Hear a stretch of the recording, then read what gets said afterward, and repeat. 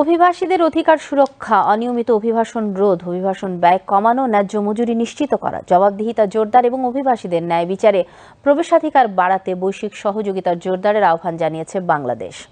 আজ জাতিসংঘ সদর দপ্তরে অনুষ্ঠিত ইন্টারন্যাশনাল মাইগ্রেশন রিভিউ ফোরামের সাধারণ বিতর্কে প্রবাসী কল্যাণ ও বৈদেশিক কর্মসংস্থান মন্ত্রী আরিফুল হক চৌধুরী এই আহ্বান জানান।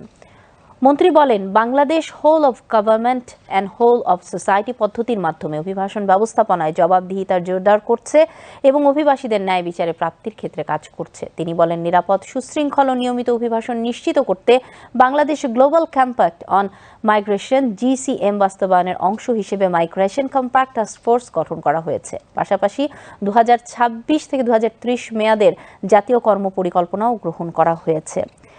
আরিফুল হক চৌধুরী জানান, প্রথম IMRF-এ দেওয়া বাংলাদেশের 10টি অঙ্গীকারের মধ্যে 7টি ইতোমধ্যে বাস্তবায়িত হয়েছে। একই সঙ্গে বাংলাদেশ নতুন 6টি অঙ্গীকার জমা দিয়েছে এবং 2টি আঞ্চলিক উদ্যোগ যুক্ত হয়েছে। জলবায়ু পরিবর্তনকে অভিবাসনের একটি ক্রমবর্ধমান কারণ হিসেবে উল্লেখ করে তিনি ক্ষতিগ্রস্ত দেশগুলোর জন্য নির্ভরযোগ্য অর্থায়ন ও কারিগরি সহায়তা বাড়ানোর আহ্বান জানান। মন্ত্রী নিরাপদ অভিবাসন ও টেকসই উন্নয়ন নিশ্চিত করতে আন্তর্জাতিক অংশীদারদের সঙ্গে সমন্বিতভাবে কাজ করার প্রত্যয়ও পুনর্ব্যক্ত করেন।